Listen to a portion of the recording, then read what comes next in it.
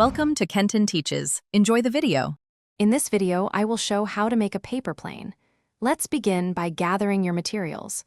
All you need is a single sheet of standard 8.5 by 11-inch paper.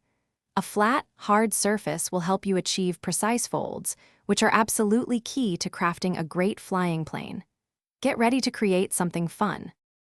Now, let's make the first crucial folds. Start by folding your paper in half lengthwise, then unfold it. This simple step creates a vital central guide for our next moves. Next, take the top two corners and fold them inward, aligning their edges perfectly with that center crease. Press down firmly to create sharp, defined creases. With the initial folds complete, it's time to shape the nose and wings. Fold the entire top point down so its tip touches the bottom edge of your paper. Then, take the new top corners and fold them inward again, aligning them with the center line. Finally, fold the entire plane in half along the original lengthwise crease. Almost there. For the wings, fold down each side, making sure the edges align neatly with the bottom of the plane. Symmetry is vital for stable flight, so ensure both wings are identical.